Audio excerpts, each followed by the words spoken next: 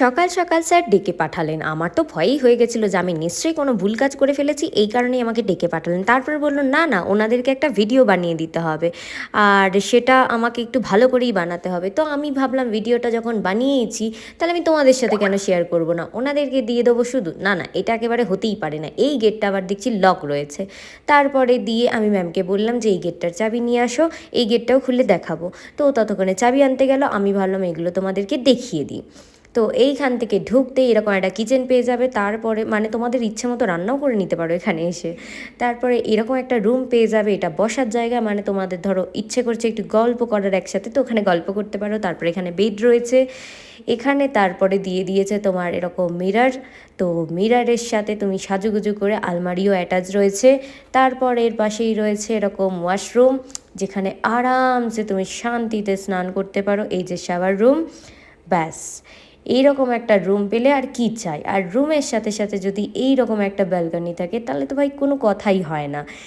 বাবা রে বাবা, এরকম ভিউটা তো আমরা সারাক্ষণই চাই, যে আমাদের এরকম একটা ভিউ পেলে ভাই আলাদাই একটা শান্তি লাগে, যে পাহাড় মানেই আমাদের কাছে শান্তি, এর থেকে বেশি কিছু না। আর তারপরে চলে এলাম আর একটা রুমে। বাহ, এই রুমটায় এসে তো আমি নিজেই একটু চমকে গেছিলাম, আমার তো খুব ভালো লেগেছে এই রুমটা। তোমাদের কেমন লাগছে অবশ্যই কিন্তু কমেন্টে জানিও, তোমাদের আগের রুমটা ভালো লাগলো না এই রুমটা।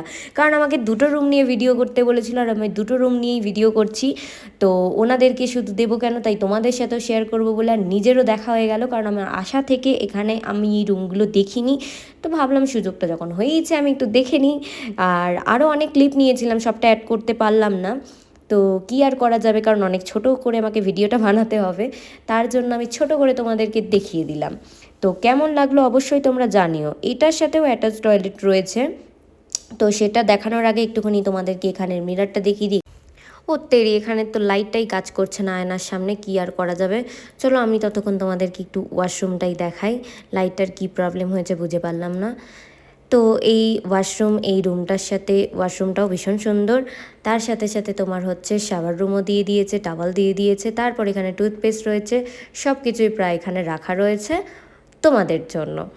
তো তারপরে এই যে এখানে গিজার টিজার সব কিছুর লাইন রয়েছে। স্বাভাবিক ভাই, ঠান্ডার জায়গায় গিজার থাকবেই, কেন আমি এত বাজে বকি। তারপরে আমি নিজেকে একটু দেখে নিলাম, দেখে টেকে ভাবলাম আর একবার রুমটাকে দেখিয়ে দিই। তার আগে একটু আলমারিটা দেখিয়ে দিই। আলমারিটা এই যে রয়েছে, তোমরা তোমাদের জিনিসপত্র রাখতে পারো, প্লাস হচ্ছে পার্সোনাল জিনিস রাখার জন্য লকারও দিয়ে দিয়েছে। তো চুরি হওয়ার কোনো সম্ভাবনা নেই, তোমরা তোমাদের মতো সেফটি জিনিস রাখতে পারো। আর নিচেও একটা ক্যাবিনেট রয়েছে, ওখানে তোমরা জুতো যাবতীয় জিনিস রাখতে পারো। চলো মিষ্টি রুমটা তোমাদের সাথে আর একবার শেয়ার করে নিই। বাবা, আমার তো খুব ভালো লেগেছে মন থেকে। তো তোমাদের কেমন লেগেছে বারবার কিন্তু বলছি, জানাতেই হবে আমাকে।